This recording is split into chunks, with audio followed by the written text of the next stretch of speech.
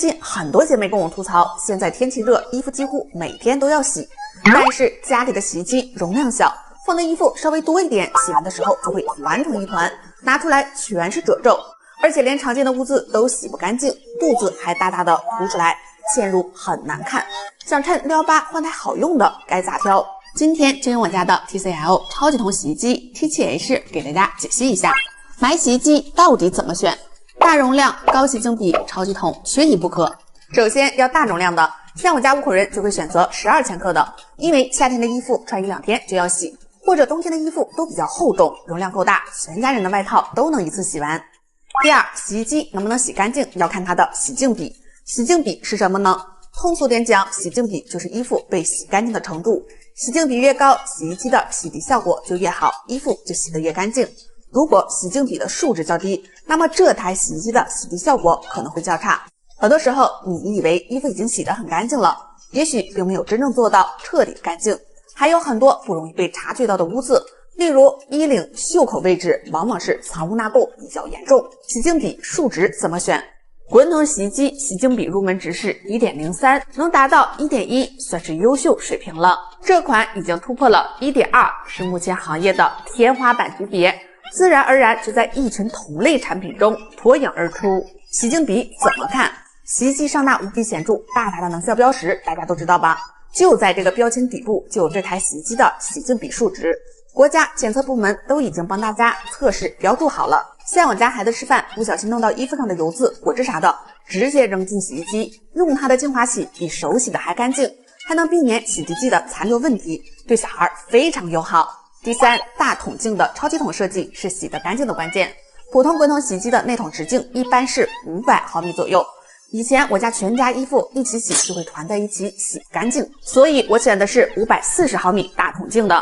现在衣服多也转得开，以前用的普通滚筒洗衣机提升筋只有3根，我家现在这款是加到了6根，采用长短交错排布，就像自己在用双手揉搓。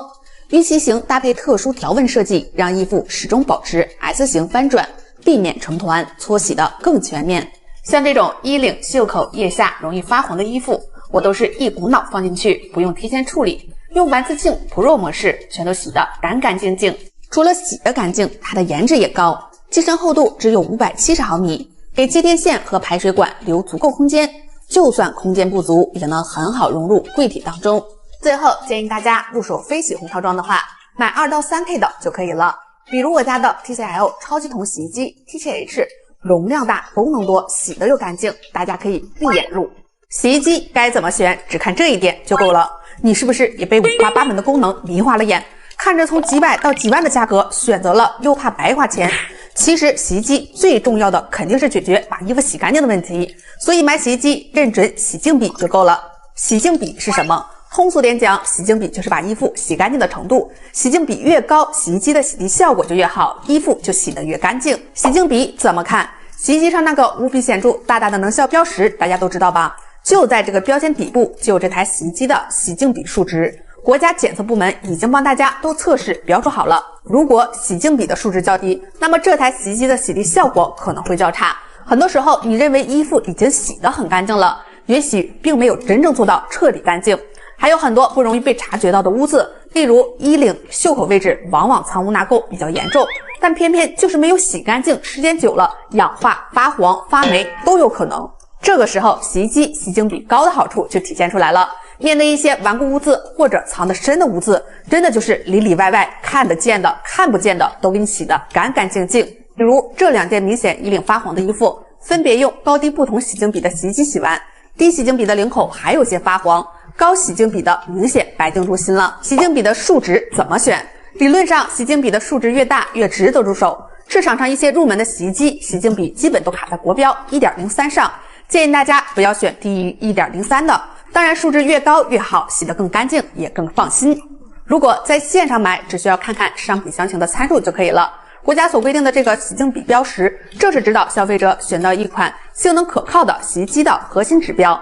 总体而言，大家买洗衣机就是为了把衣服洗干净，所以在被各种五花八门功能搞花眼的时候，认准洗净比准没错。希望各大洗衣机厂家也能把卷的视线锁定在洗净比上，都来争当突破行业洗净比的卷王。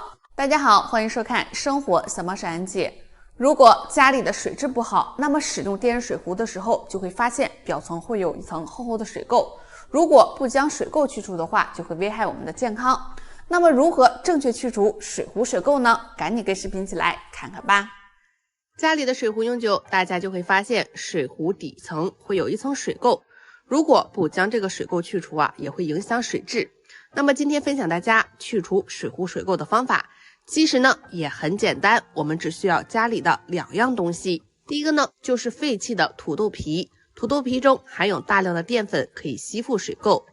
另一个就是柠檬，柠檬含大量的柠檬酸，可以有效去除水垢。方法也很简单，只需要将土豆皮和柠檬片放入水壶中，然后我们接上水。这里很关键，我们这个水一定要半壶就可以。像这样半壶水，我们将水烧开，烧开之后我们开盖，再等待1分钟。那么时间到，我们再将这个水倒掉就可以了。现在我们再来看一下效果，刚才水壶里的水垢已经完全去除了。用这个方法不仅可以去除水垢，还可以去除水壶里面的异味。这个简单的方法你学会了吗？好了，今天的视频就到这里。这个快速去除水壶水垢的方法，大家学会了吗？看完视频赶紧分享给朋友和家人，让更多人知道。我们下期再见。大家好，欢迎收看生活小猫小安姐。说到在家里最尴尬的事情，就是马桶堵塞，找师傅上门疏通一次要上百元。那今天分享大家不花1分钱，自己在家快速疏通马桶，一起来看看吧。相信很多朋友都遇到过马桶堵塞的问题。如果遇到这种问题，用马桶刷或皮揣子都疏通不开，怎么办呢？其实有个小方法可以快速疏通马桶，只需要家里的2样东西，一起来看看。首先我们准备一个厚实一点塑料袋，再准备一个马桶刷，将塑料袋我们套在马桶刷头上，一个袋子薄的话，我们最好套2个，像这样。将套好的这个马桶刷我们戳进下水口，这时保证马桶里有水，我们快速的戳动，戳动大概30秒，大家就可以看到效果，马桶已经疏通了。原理呢其实很简单，当我们用这个马桶刷去戳动下水口的时候，会形成压力，当压力过大就可以将异物冲走，这样马桶就疏通了。好了，今天的视频就到这里。这个快速疏通马桶的方法大家学会了吗？看完视频赶紧分享给朋友和家人，让更多人知道。我们下期再见。大家好，欢迎收看生活小猫小安姐。家里的羽绒服穿久，这个袖口和兜口处经常会有污垢，如果整件去清洗羽绒服就会不蓬松又不保暖。今天分享大家如何局部清洗羽绒服哦。现在已经开春了，天气一变热，家里的羽绒服我们就要收起来了。那么在清洗羽绒服的时候，大家要注意，千万不要直接放在洗衣机里清洗。用机洗后的羽绒服，羽绒不仅成坨，而且还不保暖。那么如何正确清洗羽绒服呢？今天分享大家一个局部清洗方法。首先我们自制清洁液，清水里我们加上洗洁精，再倒上少许的白醋，之后加上柔顺剂，我们将这个溶液搅拌均匀。现在我们就可以用它来清洁衣服了。将这个溶液喷洒在这个衣服脏的地方，特别脏的地方我们可以多喷一点。喷过后的羽绒服我们需要静置一会儿，再准备一个潮湿的抹布，我们去擦拭。经过这样的擦拭，可以很轻松去掉污渍。最后我们来看一下效果，上面脏的东西都已经掉了。用这个方法呢，不仅可以清洁干净，而且不会损害羽绒。下次我们穿的时候不仅保暖还舒适。最后我们用吹风机将它吹干，吹干后大家可以看一下羽绒服的蓬松度，羽绒一点都没有损伤，而且看起来非常干净哦。学会这个方法大家可以试试。好了，今天的视频就到这里。这个清洗羽绒服的方法大家学会了吗？看完视频赶紧分享给朋友和家人，让更多人知道。我们下期再见。大家好，欢迎收看生活小猫小安姐。用了一夏天的风扇，风扇上会有大量的灰尘，很难清洁。那么今天分享大家清洁电风扇的小妙招，一起来看看吧。夏天已经过去了，天气已经变凉，那么家里使用一夏天的风扇上面会沾了很多的灰尘，我们在清理它的时候也很麻烦。那么今天分享大家不用拆风扇，一样可以清洁上面的灰尘哦。首先自制清洁液，我们准备一个喷壶，装上花露水，再挤上洗洁精，倒入少许的白醋，加上半瓶的温水，我们将这个溶液均匀喷洒在这个皂面上，将扇叶和皂面上我们都喷洒到，让它溶解一下。再准备一个大塑料袋，我们将它套在这个风扇上，将它固定好，我们开启风扇，开到最大档。那么风扇转动的同时，风速越大，上面的污垢也会被甩下来，这样风扇就很干净了。用这个方法不仅简单省事，而且几分钟就可以搞定。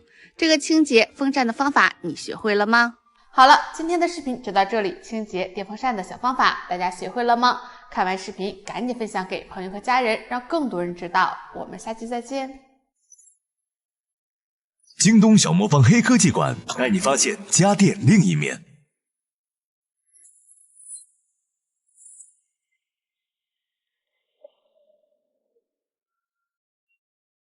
我们以山为载体，以烟机为画笔，以烟雾为水墨，以科技创造艺术。高速双通道净吸，左右独立净风畅通，精准控烟，减少烟交叉等气流干扰，超薄净吸，瞬间笼烟，让四处弥漫的烟聚拢流动，创作出一幅山间云海图。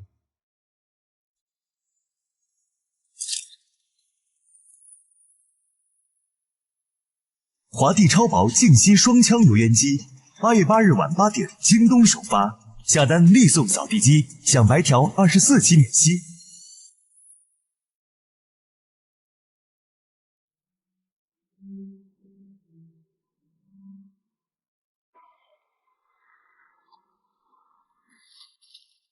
京东。大家好，欢迎收看生活小猫闪姐。很多朋友在使用微信的时候都会使用微信红包和微信转账，是我们经常会用到的。但是大家知道吗？微信红包、微信转账到底有什么区别吗？千万不要再用错了，赶紧跟视频起来看看吧。微信是我们最常用的一个软件了，但是大家使用微信的时候，特别是微信红包和微信转账有什么区别呢？第一，显示方式不同。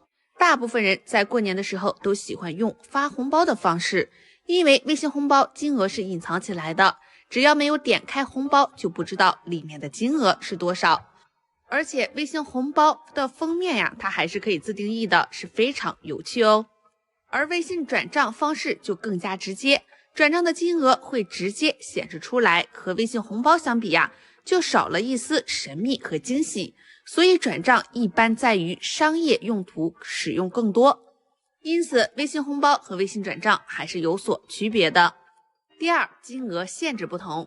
经常使用微信红包和微信转账的人都知道，在普通的日子里，微信红包的金额上限是200元，而在特殊的时候呀，金额上限可以达到520元或者是1000元左右。但是微信转账就不会受到金额的限制，无论是666、888还是9999，都可以通过微信转账来完成的。只要每天不要超过20万元，都是可以转账哦。所以大额转账可以用转账功能哦。第三，附加内容不同。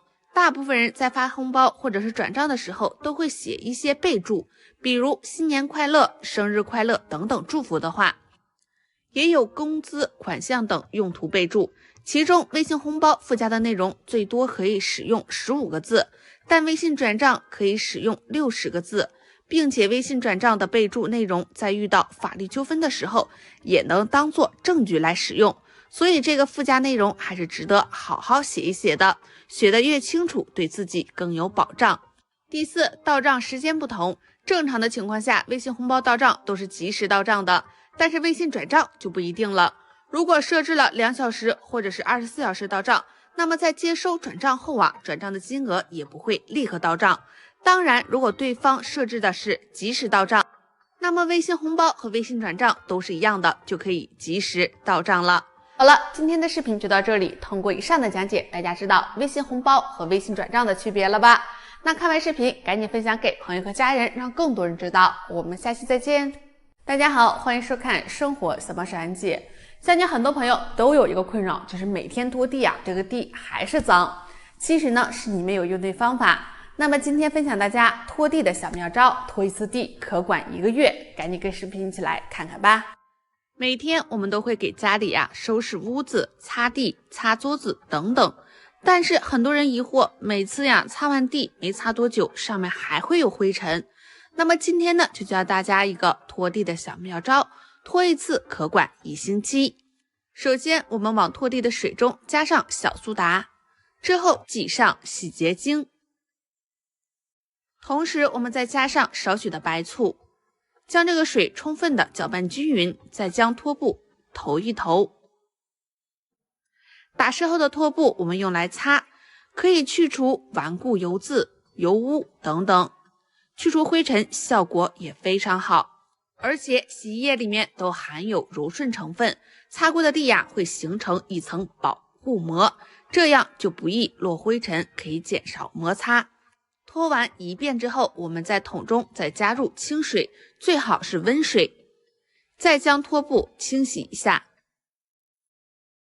再将刚才的地全部拖一遍，你会发现干的是非常快，而且不留水渍，最重要是非常干净。这里的白醋呢，可以起到杀菌的作用，这样地板它可以防止发霉，而且加了小苏打可以强力去污，不是化学成分，可以保护地板哦。好了，今天的视频就到这里，这个拖地的小方法大家有所了解了吗？看完视频赶紧分享给朋友和家人，让更多人知道。我们下期再见。大家好，欢迎收看生活小帮手安姐。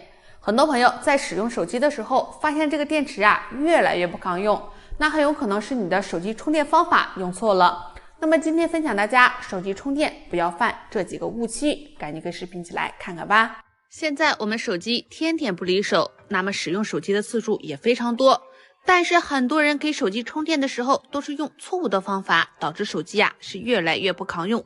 那么我们给手机充电的时候需要注意哪些事项呢？第一，不要等着低电量再去充电，因为现在的电池都是锂电池，没有记忆性功能，在低电量时就会加快电池的老化，缩短手机使用的寿命，所以一定要随用随充，不要电量太低才去充哦。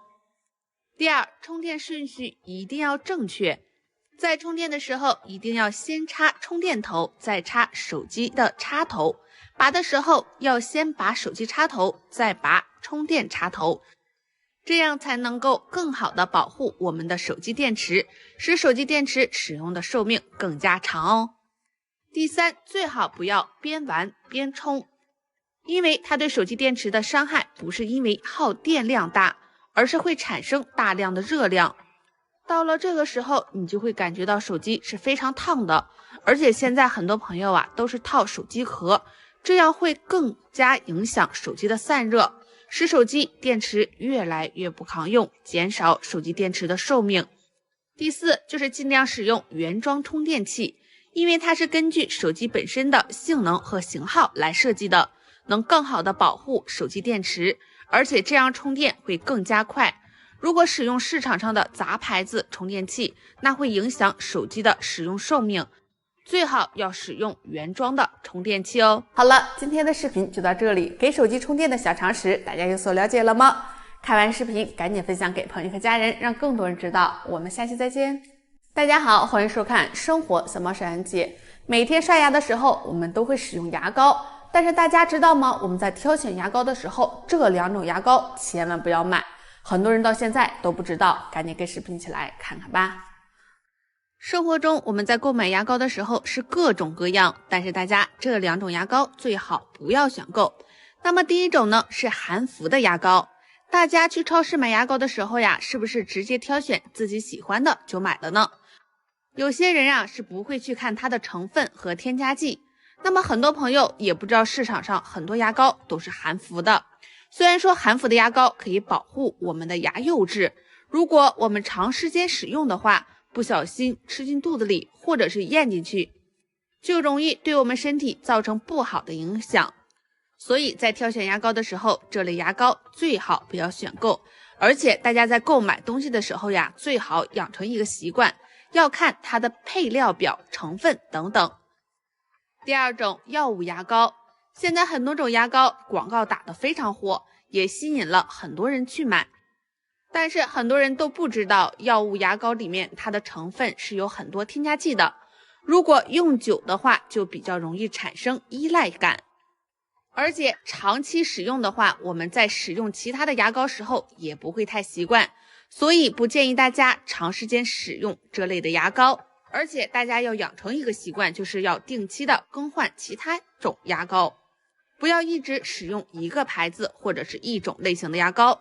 而且建议大家早晚各刷一次就好，也不要多刷，不然还是会破坏我们的牙齿。好了，今天的视频就到这里，使用牙膏的小常识大家有所了解了吗？看完视频赶紧分享给朋友和家人，让更多人知道。我们下期再见。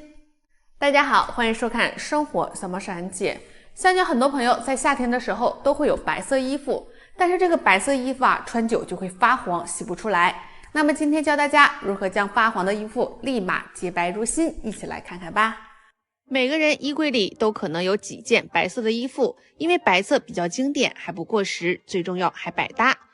但是白色衣服有一个缺点，就是容易发黄。大家可以看一下这个衣领处已经泛黄了，而且腋下部位也是容易黄的地方。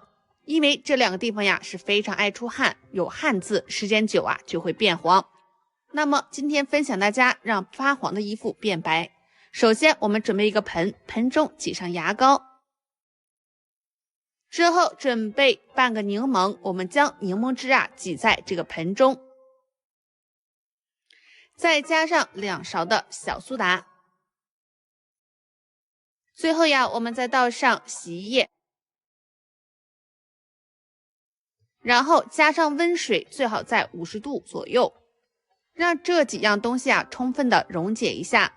之后我们可以看一下这个发黄有黄渍的衣服，再把它放在这个水中浸泡，这时我们需要浸泡半小时，可以让这个发黄的衣服充分的溶解上面的黄渍。现在我们就需要等待了。等待半小时之后，我们再搓洗一下这个衣服，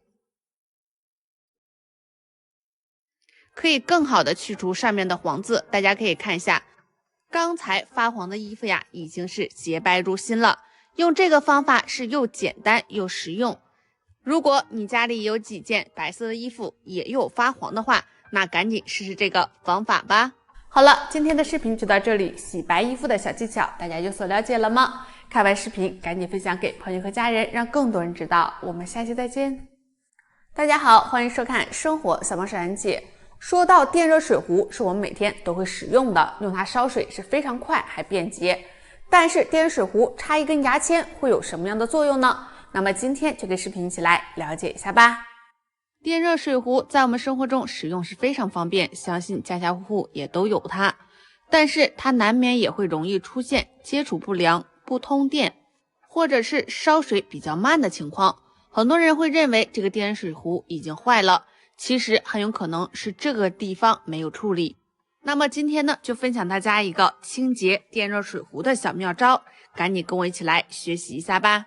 首先我们准备的材料很简单，牙签、酒精、棉棒3个。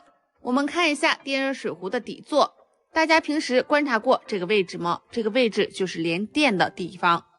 我们清洁之前需要把插销拔下来，然后来处理。准备一个棉签，将上面的棉花我们取下来一部分，取完就是这样。之后把它缠绕在牙签的尖部分，固定好，像这个样子。接下来再准备酒精，将这个头部我们喷一下，现在就可以擦拭这个位置了。如果家里没有酒精的话，也可以用高度白酒。这个底座缝隙会有很多的油垢、污垢，所以我们一定要定期的清洁。最后擦一下底座上面这个铜片就可以了。如果家里的电热水壶不通电，大家可以试试这个方法。如果试了这个方法还是不通电的话，那可以找专业人士来处理一下，或者换一个新的电热水壶哦。好了，今天的视频就到这里，没想到小小一根牙签还可以解决这个问题吧？那看完视频赶紧分享给朋友和家人，让更多人知道。我们下期再见。大家好，欢迎收看生活小帮手安姐。现在这个时候呀，相信大多数人都会囤一些米和面，但是这个大米如果存放久啊，就会生虫，特别是现在天气越来越热，生虫的几率也会很高。那么今天呢，就教大家如何防止大米生虫的小方法，赶紧跟视频一起来看看吧。现在天气越来越暖和了，这个大米呀，如果保存不当就会生虫。生了虫的大米呀，相信很多人都不会吃了，但是扔掉又浪费。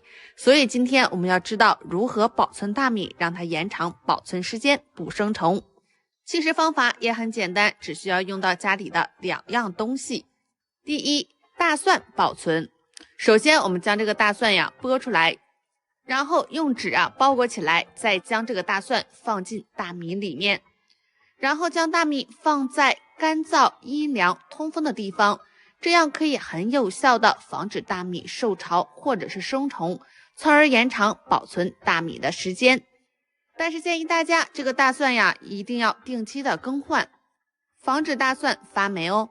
第二就是花椒保存法。使用花椒大家都知道是一个自然抗氧化物，具有独特的香味，有驱虫的作用。我们将20至30粒的花椒放在这个大米中，前提是我们用纸将它包裹好，再放在大米中，或者是有纱布的话，我们将纱布包裹好，然后将它放在米的上部和底部，之后将袋子扎口，将大米放在阴凉通风处，这样也可以防止大米生虫哦。好了，今天的视频就到这里，这个防止大米生虫的方法大家学会了吗？看完视频赶紧分享给朋友和家人，让更多人知道。我们下期再见。大家好，欢迎收看生活小帮手安姐。说到土豆，可是我们经常吃的食物了，但是土豆一次性买多，储存的时候如果储存不当就会发芽，那么发芽的土豆大家都知道是不能吃了。那么今天教大家一个防止土豆发芽的小方法，赶紧跟视频一起来看看吧。土豆可是我们经常吃的食物了，但是保存不当的土豆就会发芽。大家都知道发芽的土豆是不能吃的，因为已经产生了龙葵素。但是已经发芽的土豆扔掉又可惜，所以大家在保存土豆的时候一定要注意方法，这样就可以延长保存土豆的时间。首先我们准备一个空的纸壳箱，利用这个纸箱再加一样东西就可以保存土豆。首先在纸箱里铺上一层报纸，然后再撒上小苏打，撒完小苏打之后，将土豆平铺在报纸上，之后再将土豆上面再铺一层报纸。同样的方法，我们再撒上小苏打，放上一层土豆，这样放2层到3层就可以了。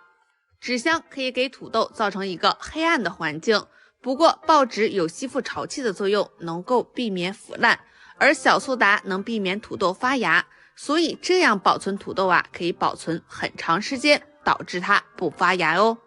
建议大家土豆也不要囤太多，而且土豆不建议放在冰箱里保存。好了，今天的视频就到这里，如何储存土豆的方法大家学会了吗？看完视频赶紧分享给朋友和家人，让更多人知道。我们下期再见。大家好，欢迎收看生活小帮手安姐。说到苹果，相信很多朋友都喜欢吃，营养丰富，维生素也非常多。但是我们吃苹果的时候是早上吃好还是晚上吃好呢？那么今天就跟视频一起来了解一下吧。苹果可是大家都喜欢吃的水果了，那么有人疑惑，苹果是早上吃好还是晚上吃好呢？或者是哪个时间段吃更好呢？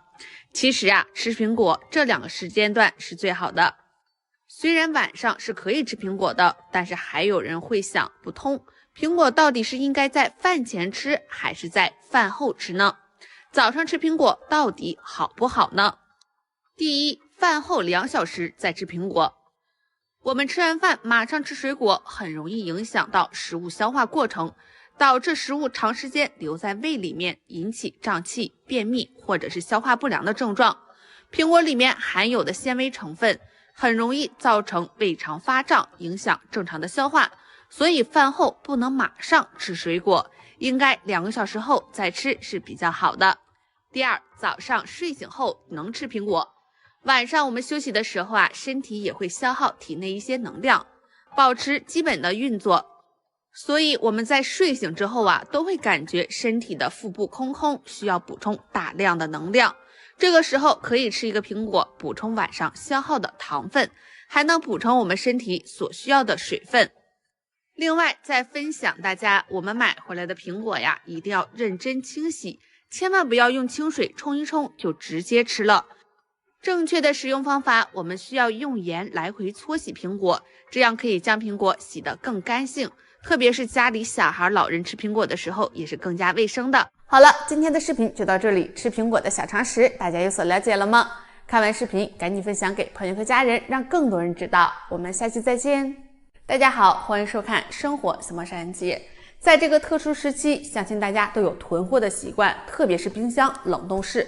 那么大家知道这个冷冻室的冻肉也是有保质期的吗？赶紧跟视频一起来看看吧。大家都知道冰箱的功能是非常大，不仅可以冷藏，还可以冷冻。那么我们冷冻的肉和食品到底保质期是多久呢？那今天就带大家一起来了解一下。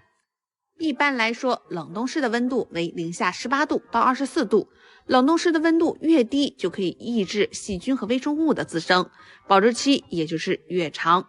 我们买回来新鲜的肉类，用保鲜膜或保鲜袋包装好，然后放入冰箱里冷冻保存，这样的肉可以保存6到12个月。但是买回来的海鲜类的东西我们最好是在3个月之内将它食用完，因为海鲜买回来我们大致都是不处理，直接放进冰箱冷冻，这样它也会保留原汁原味，但是这样保存也是不当的。在这里建议大家，海鲜最好买回来7天之内将它食用完，这样才保留它的营养物质和鲜味哦。在这里再提醒大家，买回来的肉类我们最好将它清洗干净，然后将水分控干，放在保鲜膜包裹起来，密封袋真空都可以，之后放进冰箱冷冻，最好将它切成小块，用多少拿多少。还有一部分的人喜欢将肉拿出来解冻，用不完再拿回去冻上，那这样是错误的做法，因为反复解冻细菌很容易滋生，安全性大大降低。最好像我刚才说的，将它切成小块分装起来，用的时候再拿出来更方便哦。好了，今天的视频就到这里，通过以上的讲解，大家知道冻肉的保质期了吧？看完视频赶紧分享给朋友和家人，让更多人知道。我们下期再见。大家好，欢迎收看生活小猫上人节。说到大蒜，可是我们生活中经常使用的调味品，但是大蒜一次性买多了又吃不完，该如何保存呢？如果保存不当，就会发芽干瘪。那么今天分享大家保存大蒜的小方法。说到大蒜，我们每次做菜的时候都会放上一点它，所以说大蒜也是家里常备的。但是我们如何保存大蒜不发芽不干瘪呢？今天就教大家如何保存大蒜。平时我们购买的大蒜买的时候都是好好的，但是放了一段时间会发现它会发芽干瘪。那么这样的大蒜虽然说还可以继续使用，但是味道大打折扣了。而且这种大蒜建议大家还是不要吃，味道绝对是没有之前好了。那么保存大蒜也是非常简单，第一种方法，冰箱保存法。这个方法适用于大蒜数量不是很多，或者是冰箱有空间的地方。我们将大蒜包裹起来，放在密封袋里，之后将大蒜放在冰箱内，冰箱的冷藏室，这样可以抑制大蒜，防止它发芽，而且还可以防止大蒜干瘪，效果也是非常不错的。那么第二种方法就是准备家里常用的小苏打。小苏打可以起到一个干燥的作用，我们将大蒜装在一个袋子内之后撒上小苏打，之后将它密封起来，这样也可以延长大蒜的保存时间，而且效果也是非常不错哦。好了，今天的视频就到这里，这个保存大蒜的方法大家学会了吗？看完视频赶紧分享给朋友和家人，让更多人知道。我们下期再见。大家好，欢迎收看生活小猫上人节。说到鸡蛋，可是我们生活中经常吃的食物了，但是在生活中有白皮鸡蛋和红皮鸡蛋，我们应该选哪种呢？又有什么样的区别呢？今天就带大家了解一下。在生活中，我们购买鸡蛋的时候，可以发现有红皮鸡蛋和白皮鸡蛋，但是两者有什么区别呢？我们应该选择哪种呢？首先，我们需要弄明白鸡蛋为什么有红皮和白皮之分。红皮鸡蛋和白皮鸡蛋的形成是由于什么呢？其实主要取决于母鸡生殖系统分泌的色素颜色。那么红皮和白皮鸡蛋的营养成分是否相同呢？一些不能生产某物质的鸡呀，产生的蛋皮就是白色的。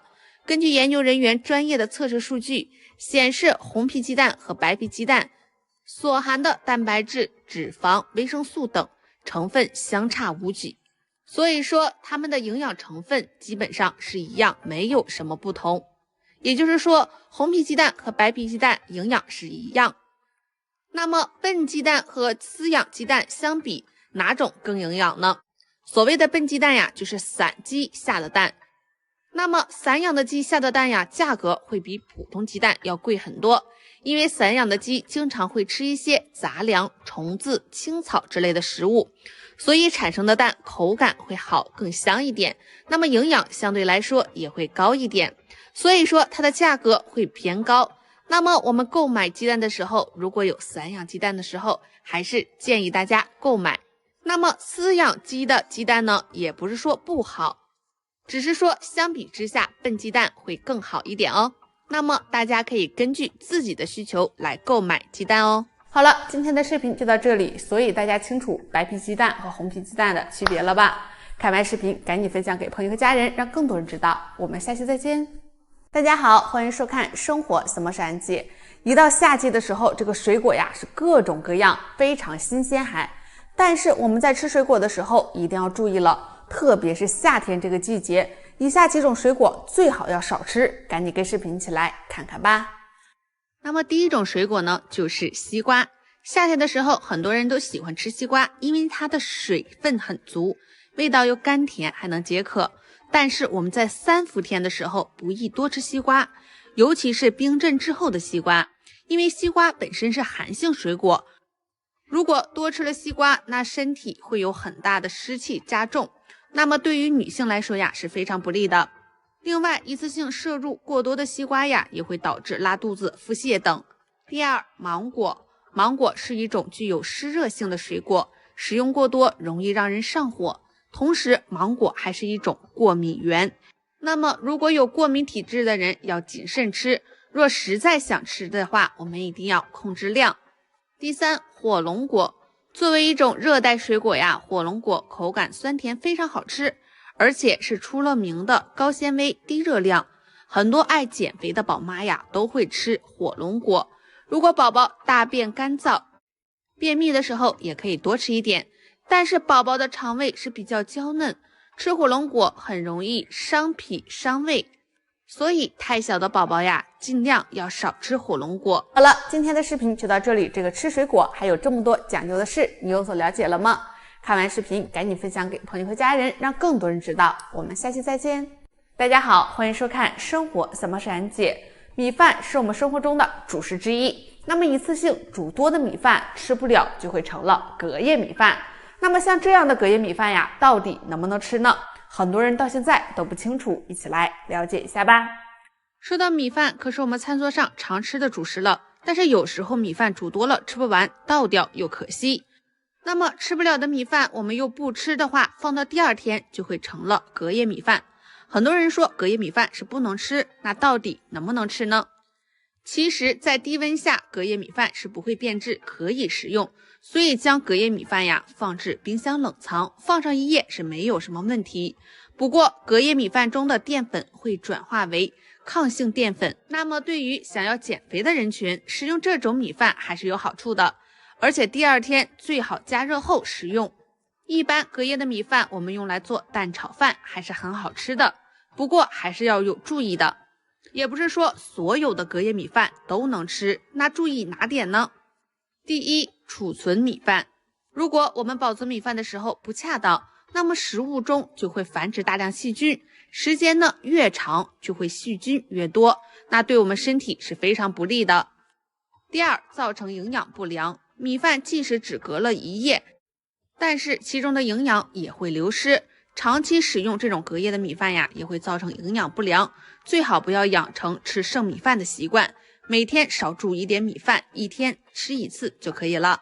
所以说隔夜的米饭，如果我们正常放在冷藏里保存的话是没有问题，但是如果焯的时间太长了，已经焯了12个小时或者是24小时，那这样的米饭还是谨慎使用。好了，今天的视频就到这里，隔夜米饭能不能吃，大家有所了解了吗？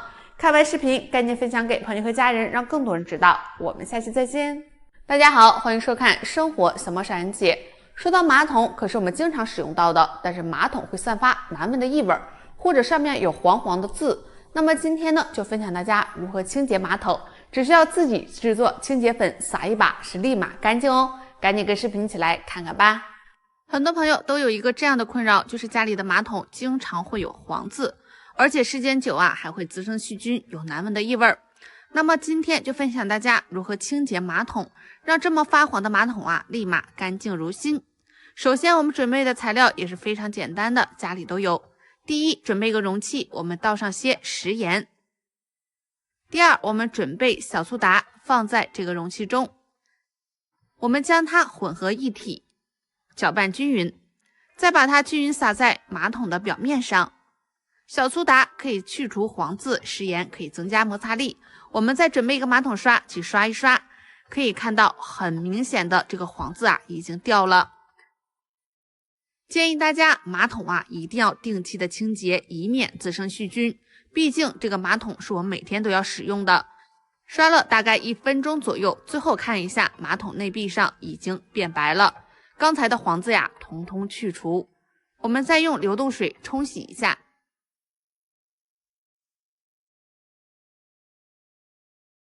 这样一个清洁马桶的方法就是完成了。大家可以看一下马桶是不是很干净呢？边边角落都要刷洗到，特别是这个出水口也是容易滋生细菌的地方，一定要定期的检查清洁。好了，今天的视频就到这里，这个清洁马桶的方法大家学会了吗？看完视频赶紧分享给朋友和家人，让更多人知道。我们下期再见。大家好，欢迎收看生活小猫傻人姐。相信生活中大家都遇到过借钱和别人借钱的经历了。那么如果有人想跟你借钱，你又不想借，该怎么办呢？今天分享大家只需要说3句话就可以委婉的拒绝。那么赶紧跟视频一起来看看吧。在生活中，当有人向你借钱时，不管是任何人，在你说出这3句话之后，他不但立刻不借了，还不会伤感情。那是哪3句呢？第一句就是当亲戚啊向你借钱的时候，你就说平时钱都是存在我老公或者我老婆那，那如果要借钱的话，需要我和他双方同意后才可以使用。这时他可能就不好意思再借了，这种尴尬的气氛瞬间化解，也不伤和气。第二句，当朋友向你借钱时，你可以说真不巧，我的钱刚刚借给其他同学或者是朋友了，早知道你要借钱的话，我就不借给他了。这时他会说没有关系，那我再另想办法吧。这样既表达了你对他的关心和重视，也表达了你不想借钱的目的，同时双方也不存在任何猜忌了。第3句呢，就是当有人向你借钱时，你就唉声叹气的说，我的钱呀已经还房贷车贷，或者给老婆买了重要的首饰，再就是给母亲买了什么东西，家里刚刚布置了很多重要的家具呀家电呀，钱已经花出去了，现在手里已经没有多少钱了，这样对方也不会再勉强。当然，如果借钱的人是我们值得信任的朋友，确实需要江湖救急的话，可以在自己力所能及的范围内提供必要的帮助。毕竟谁都有手头紧的时候，说不定哪天我们也需要向别人救急呢。与人方便也是与自己方便。但是对方如果是你不信任的朋友，或者对方拿这个钱呀做一些不好的事情，那么我们坚决不要再借钱哦。好了，今天的视频就到这里，所以我们借钱的时候一定要谨慎了。那看完视频赶紧分享给朋友和家人，让更多人知道。我们下期再见。大家好，欢迎收看生活小猫傻人姐。相信很多朋友需要用钱的时候呀，都会拿着银行卡去银行取钱，但是取完的钱大家数不数呢？有的朋友说没有必要数，但是有朋友说必须数。那哪种说法又是正确的呢？今天就跟视频一起来了解一下吧。很多人把钱存到银行之后，那么需要钱的时候都会银行去取钱，那么取出来的钱要不要数一遍呢？那答案是肯定的，因为在银行呀有这样的一个规定，就是现金需要当面点清，离柜概不负责。这就是提醒客户需要当面清点金额的数量，这主要是为了客户的利益着想。但是很多人都不会理会这样的规定，而是一旦离柜发现钱数不对呀，那很难说清楚了。另外就是在自助取款机取钱也要注意，自助取款机是一个机器，所以有的交易都是由机器来完成的。虽然说相对于人工来说，机器比较注重精准和精细，但是难免会出现故障的时候，所以更需要当面点清楚。如果一旦发生错误了，就需要在摄像头看到的地方拨打银行服务电话来解决。那么柜台取钱一般都是由人工和点钞机一起配合使用的，所以可靠性比上面的较强。一般来说，现在纰漏的情况出现很少，但是不怕一万就怕万一，所以还是有必要清点一下。而且自助取款机完全是由机器来去处理的，所以这点更要清点了。那么今天的话题就是，大家取完钱需不需要清点钞票呢？那答案就是肯定要清点的。好了，今天的视频就到这里。通过以上的讲解，大家知道从银行取完的钱是不是需要数了？那看完视频赶紧分享给朋友和家人，让更多人知道。我们下期再见。大家好，欢迎收看生活小猫少安姐。现在的房价呀是非常贵，买房也是一件大事。但是很多人在购买房的时候不知道如何来挑选楼层。那么今天呢，就教大家如何挑选楼层，这几种楼层最好不要买，赶紧跟视频一起来看看吧。我们在买房的时候千万不要图小便宜而买了这3个楼层，不然你就会后悔。首先我们买楼的时候呀，一定要知道什么是黄金楼层，一般是在楼的中间的楼层，大概在8至13层之间，这些楼层它采光和通风效果都十分好，所以很多人都抢着买。那么以下这3种楼层很少人去买，那是哪3种呢？第一，底层。虽然它出行方便，但是底层的环境不是很好，它非常容易潮湿，而且它的采光和通风效果都不是很好。因为在底层所以它的噪音很多，在夏天的时候还会有蚊虫。所以在挑选楼层的话，没有必要的条件我们不要选最底层哦。第二就是顶楼，它的防水性是很差的，冬冷夏热，它的水压也很低，时不时就供应不上来，而且停电停水如果电梯那么走一次是太麻烦了，所以顶楼尽量不要选。第三，不选商铺的上一层，很多小区的一层都被开发商做成了商铺，从2楼开始才是商品房，上铺的上一层最好不要选，因为底下是商铺，容易有噪音、油烟等污染，而且下面的店铺会占很大的公共面积，无形中就会让上面的住户增加公摊的费用，真心不建议买这层哦。总结一下，买房可是人生中的一件大事了，所以选好楼层对我们非常重要。好了，今天的视频就到这里，这个买房的注意事项大家有所了解了吗？看完视频赶紧分享给朋友和家人，让更多人知道。我们下期再见。大家好，欢迎收看生活小猫少安姐。我们每天做菜的时候经常会使用到燃气灶，但是大家知道吗？将一根牙签插在燃气灶上会有什么样的作用呢？今天就带大家了解一下。说到这个燃气灶是我们每天都会使用的，但是大家有没有发现，有时候这个燃气灶打不开火，或者是火苗小，那出现这种情况呢，是不是坏了呢？其实打不开火大概有这2种原因。第一种原因呢，就是堵塞。首先我们准备一个牙签，我们用牙签来通一下这个堵塞的孔，我们将上面的这个东西取下来，可以看到有密密麻麻的小孔洞，很有可能是油污或者污垢堵塞了。我们用牙签一个洞一个洞的戳，将里面的异物都通开。如果正常疏通开了，我们这样再去使用的话，基本上就没有问题了。